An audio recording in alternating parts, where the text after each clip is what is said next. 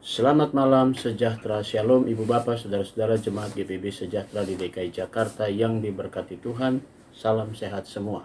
Mari membaca Alkitab. Bacaan Alkitab kita malam hari ini terambil dalam kitab 2 Raja-Raja pasal 23 dan 24. Mari kita siapkan Alkitab kita berdoa. Segala pujian dan syukur kami naikkan kepadamu, ya Yesus Kristus, Tuhan dan Juru Selamat kami. Kami boleh bersyukur karena Tuhan sudah menyertai langkah kami dari pagi hari hingga malam ini. Sebelum kami memasuki tidur malam kami akan membaca Alkitab. Karena itu, di tengah-tengah keterbatasan tubuh kami dan kelemahan tubuh kami memohon kekuatan kuasa Roh Kudus-Mu yang akan menguatkan tubuh kami sehingga kami dapat dituntun dan fokus dalam pembacaan Alkitab malam hari ini. Kami mau serahkan diri kami, bahkan doa syukur kami malam ini kami alaskan dalam nama Tuhan Yesus, Juru Selamat kami yang hidup. Amin. Kitab 2 Raja-Raja pasalnya yang ke-23. Sesudah itu, Raja menyuruh orang mengumpulkan semua tua-tua Yehuda dan Yerusalem.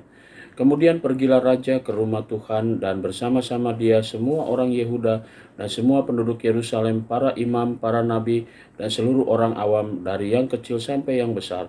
Dengan didengar mereka, ia membacakan segala perkataan dari kitab perjanjian yang ditemukan di rumah Tuhan. Sesudah itu berdirilah Raja dekat tiang dan diadakannyalah perjanjian di hadapan Tuhan untuk hidup dan mengikuti Tuhan dan tetap menuruti perintah-perintahnya dan peraturan-peraturannya dan ketetapan-ketetapannya dengan segenap hati dan dengan segenap jiwa dan untuk menepati perkataan perjanjian yang tertulis dalam kitab itu, dan seluruh rakyat turut mendukung perjanjian itu. Raja memberi perintah kepada imam besar Hilkia dan kepada para imam tingkat 2 dan kepada para penjaga pintu untuk mengeluarkan dari bait Tuhan segala perkakas yang telah dibuat untuk Baal dan Asyerah dan untuk segala tentara langit. Lalu dibakarnyalah semuanya itu di luar kota Yerusalem di padang Kidron, dan diangkutnyalah abunya ke Betel. Ia memberhentikan para imam dewa asing yang telah diangkat oleh raja-raja Yehuda untuk membakar korban di bukit pengorbanan di kota-kota Yehuda dan di sekitar Yerusalem. Juga orang-orang yang membakar korban untuk Baal, untuk dewa matahari, untuk dewa bulan, untuk rasi-rasi bintang, dan untuk segenap tentara langit. Dibawanyalah tiang-tiang berhala dari rumah Tuhan ke luar kota Yerusalem, ke sungai Kidron, lalu dibakarnya di situ dan ditumbuknya halus-halus menjadi abu. Kemudian dicampakkannya abunya ke atas kuburan rakyat jelata. Ia merobohkan petak-petak pelacuran bakti yang ada di rumah Tuhan, tempat orang-orang perempuan bertenun sarung untuk Asyerah. Disuruhnyalah datang semua imam dari kota-kota Yehuda, lalu ia menajiskan bukit-bukit pengorbanan tempat para imam itu membakar korban, dan dari Geba sampai Berseba. Dirobohkannya pula bukit-bukit pengorbanan di pintu-pintu gerbang yang ada dekat lubang pintu gerbang Yosua, penguasa kota itu, yang ada pada sebelah kiri kalau orang memasuki pintu gerbang kota itu. Tetapi para imam bukit pengorbanan itu tidak boleh naik ke mezbah Tuhan di Yerusalem. Hanya mereka boleh memakan roti yang tidak beragi di tengah-tengah saudara-saudara mereka.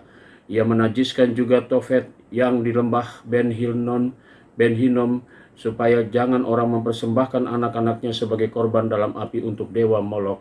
Dibuangnyalah kuda-kuda yang ditaruh oleh raja-raja Yehuda untuk dewa matahari di pintu masuk ke rumah Tuhan dekat bilik Natan Melek, pegawai istana yang tinggal di gedung samping. Juga kereta-kereta dewa matahari dibakarnya dengan api.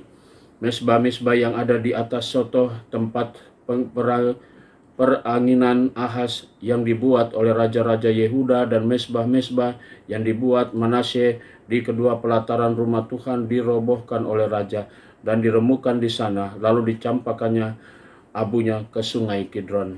Bukit-bukit pengorbanan yang ada di sebelah timur Yerusalem, di sebelah selatan bukit kebusukan, dan yang didirikan oleh Salomo Raja Israel untuk Toret, dewa kejijikan sembahan orang Sidon, dan untuk Kamos, dewa kejijikan sembahan Moab, dan untuk Milkom, dewa kejijikan sembahan Amon, dinajiskan oleh raja. Ia memecahkan tugu-tugu berhala dan menebang tiang-tiang berhala, lalu ditimbuninya tempat-tempat itu penuh dengan tulang-tulang manusia. juga mesbah yang ada di Betel, bukit pengorbanan yang dibuat oleh Yerobeam bin Nebat yang mengakibatkan orang Israel berdosa, mesbah dan bukit pengorbanan itu pun dirobohkannya, dan batu-batunya dipecahkannya, lalu ditumbuknya halus-halus menjadi abu, dan dibakarnya tiang berhala. Dan ketika Yosua berpaling, dilihatnyalah kuburan-kuburan yang ada di gunung di sana, lalu menyuruh orang mengambil tulang-tulang dari kuburan-kuburan itu, membakarnya di atas mezbah dan menyajikannya sesuai dengan firman Tuhan yang telah diserukannya oleh abdi Allah yang telah menyerukan hal-hal itu. Ia berkata, apakah tanda keramat yang kulihat ini? Lalu orang-orang di kota itu menjawab, itulah kuburan abdi Allah yang sudah datang dari Yehuda dan yang telah menyerukan segala hal yang telah kau lakukan terhadap mezbah Betel ini. Lalu katanya, biarkanlah itu, janganlah ada orang yang menjamah tulang-tulangnya. Jadi mereka tidak mengganggu tulang-tulangnya dan tulang-tulang nabi yang telah datang dari Samaria itu.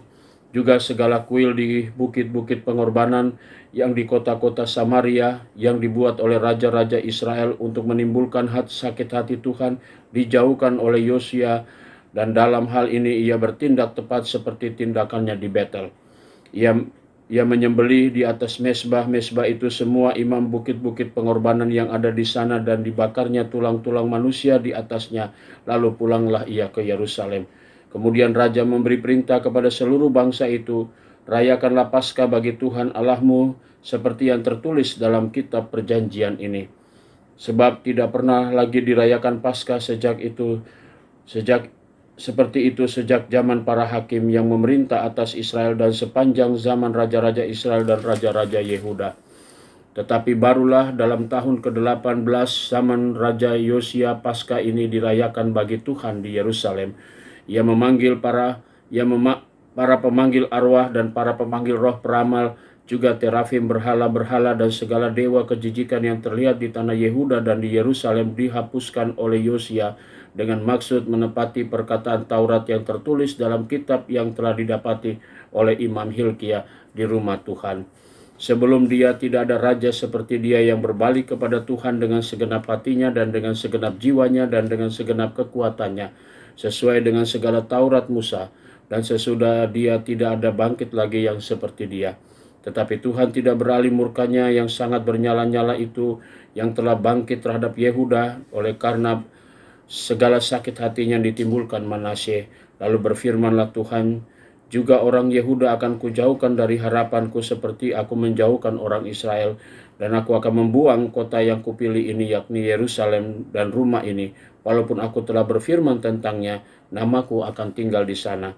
Selebihnya dari riwayat Yosia dan segala yang dilakukannya, bukankah semuanya itu tertulis dalam kitab sejarah raja-raja Yehuda?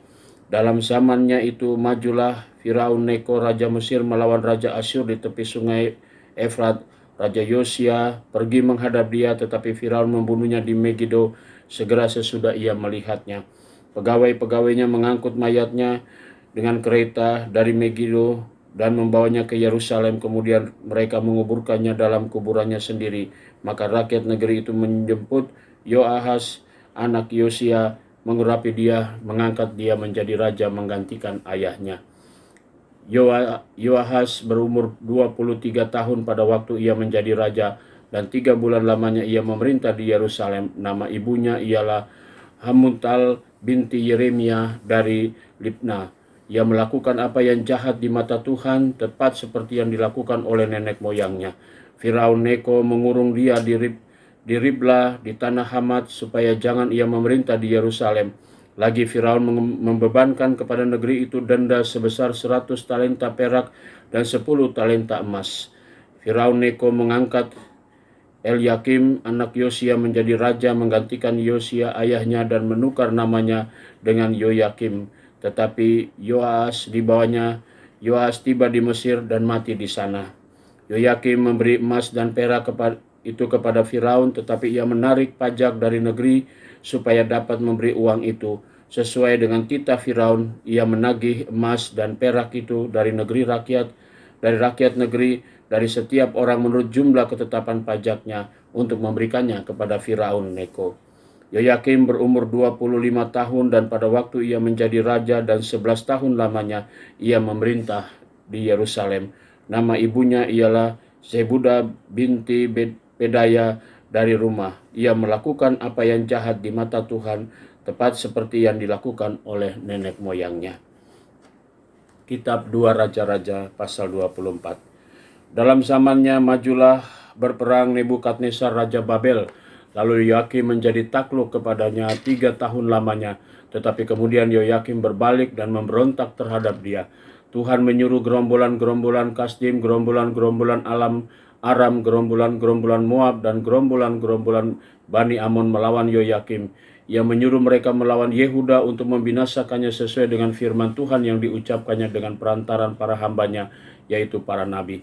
Sungguh hal itu terjadi kepada Yehuda sesuai dengan titah Tuhan untuk menjauhkan mereka dari hadapannya oleh karena dosa-dosa Manasye setimpal dengan segala yang dilakukannya.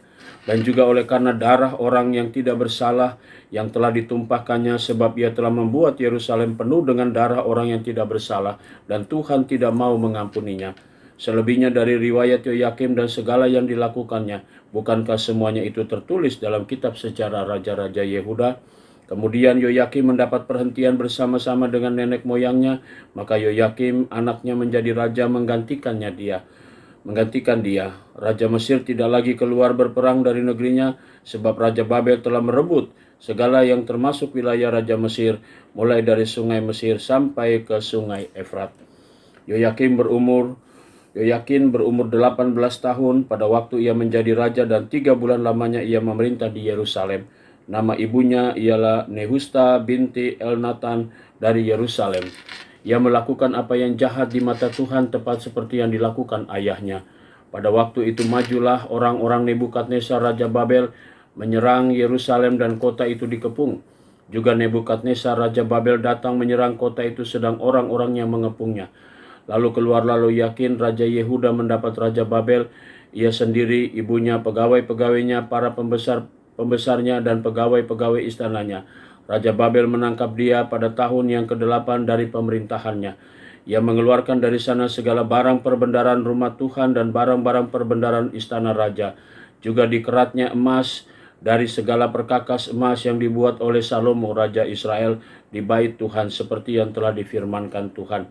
Ia mengangkat seluruh penduduk Yerusalem ke dalam pembuangan, semua panglima dan semua pahlawan yang gagah perkasa, 10.000 orang tawanan, juga semua tukang dan pandai besi, tidak ada yang ditinggalkan kecuali orang-orang lemah dari rakyat negeri.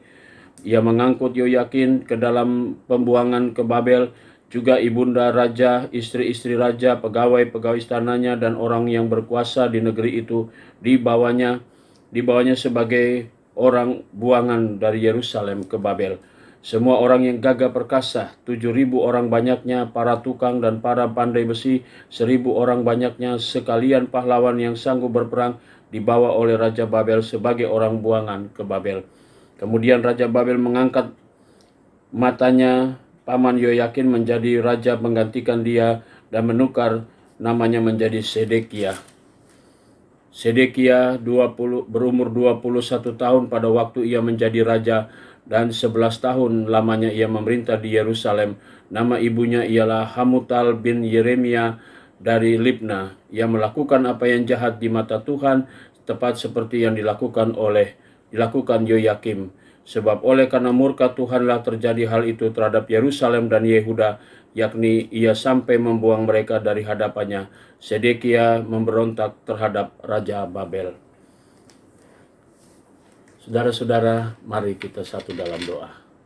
Kami mengucap syukur dan berterima kasih Tuhan, dengan kekuatan pimpinan Roh Kudus-Mu, seluruh firman-Mu yang pembacaan Alkitab malam ini, biarlah semuanya itu dalam kuasa dan kehendak Tuhan semua. Kami boleh memahami akan firman Tuhan. Malam menjadi bagian bagi kami semua untuk beristirahat. Tuhan, Engkau lindungi kami, Engkau jaga kami semua dalam tidur malam kami. Besok pagi kami boleh bangun atas anugerah Tuhan, tubuh kami diberkati dan kami siap memasuki hari yang baru dan berkarya untuk kemuliaan nama Tuhan. Kami berdoa untuk jemaat GPIB Sejahtera di DKI Jakarta, tiap pribadi, tiap keluarga. Tuhan Yesus memberkati mereka semua. Inilah doa syukur kami di malam hari ini ya Bapa, yang kami naikkan semua hanya di dalam nama Tuhan Yesus Kristus Juru Selamat kami yang hidup. Amin. Selamat malam, selamat beristirahat. Tuhan memberkati saudara.